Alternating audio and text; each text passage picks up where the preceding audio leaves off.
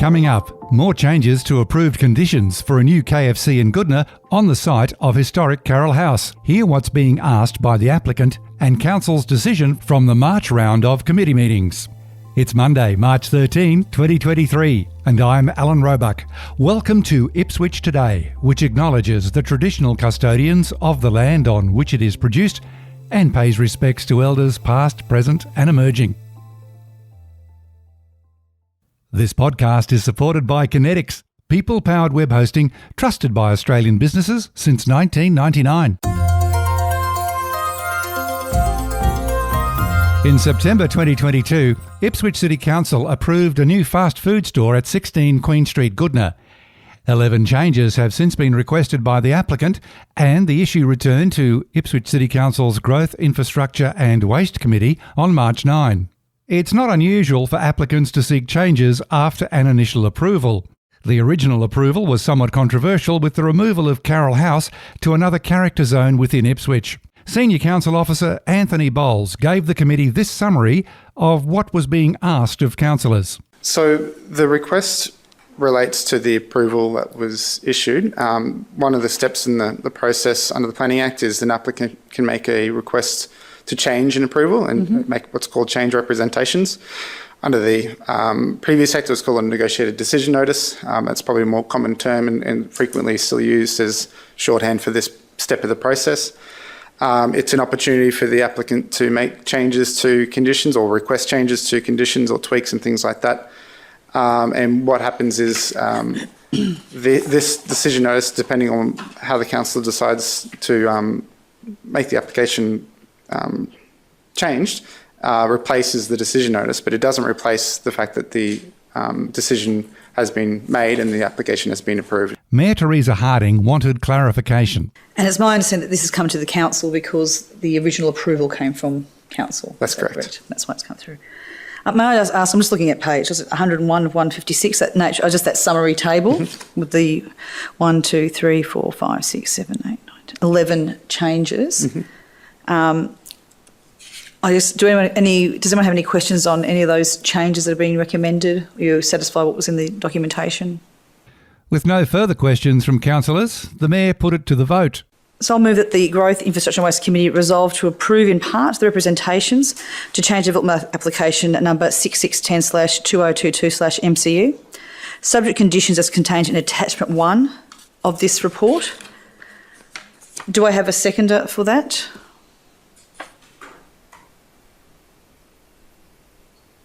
There's no seconder?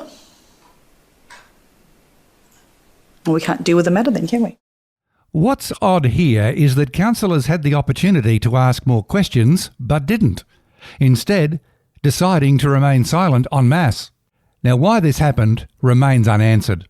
Councillor Paul Tully then declared he did have something to say. Could I suggest that the matter be adjourned until later in the meeting so that we understand the ramifications? I do have something to say on that, on the thing, but if there's no seconder, there's no motion to discuss. That is correct.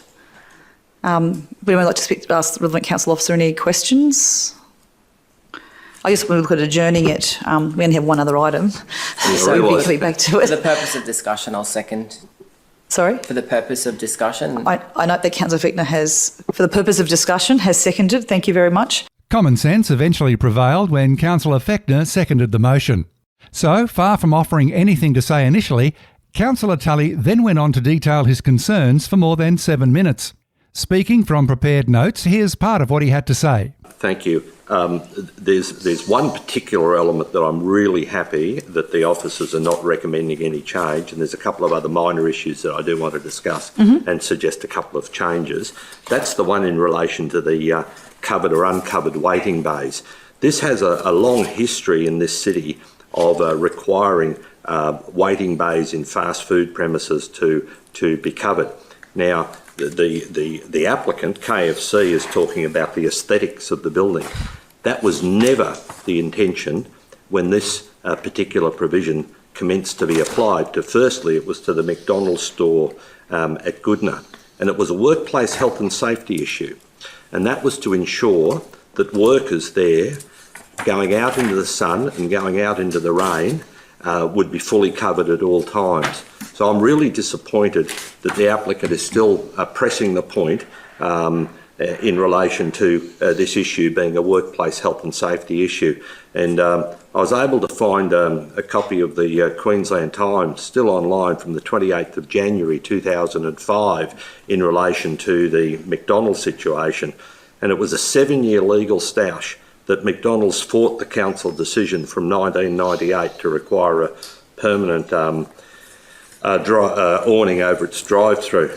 And I note that the local council at the time, I'll just read it because I think it's relevant, because to me this is a really important issue that we need to stand up to these multinationals over. It says, now Goodna-based councillor Paul Tully believes he has forced the burger giant to cover up to stop burgers and chips getting drenched in the pink-up bays. This company has wasted thousands of shareholders' dollars in fighting this matter. This is a significant victory for junior staff who in the past have been forced to work in the sun and rain, and for drivers in Goodna who no longer have to suffer soggy hamburgers with beetroot juice running down their arms. So we stood by our decision at the time, and I really believe it. And I know the applicant has raised other places, and I don't know why that condition hasn't been consistently applied. But I'd like to thank the staff in their recommendation of being very strong on that, irrespective of the aesthetics of it. Discussion continued with a forensic examination of the conditions on the relocation of the heritage dwelling. Again, Council's Senior Planning Officer, Anthony Bowles. I suppose it might be just worth explaining the sequence of events that led to that request and what has happened in the meantime. So this request was lodged shortly after the original decision was made. At the time, Council hadn't just made a decision on the application to relocate the existing property to Rosewood. We were still in the process of deciding that. In fact, we were fairly early in the process of that. Since then, that has been approved.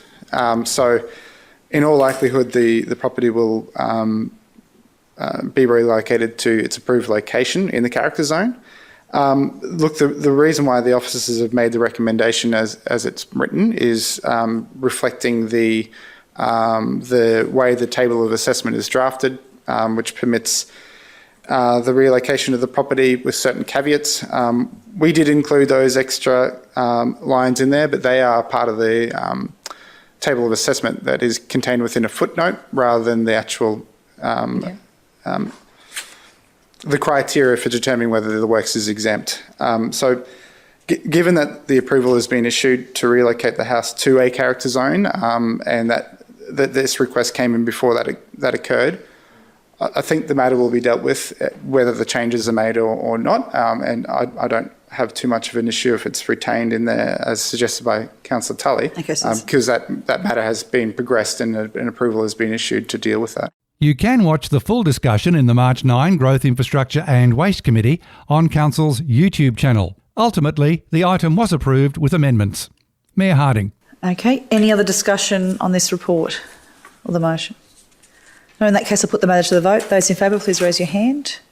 It's unanimous and carried. Thank you.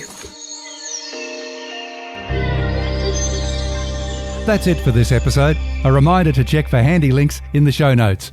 Go to Ipswich City Council's YouTube channel, where you can watch all council and committee meetings live and on demand.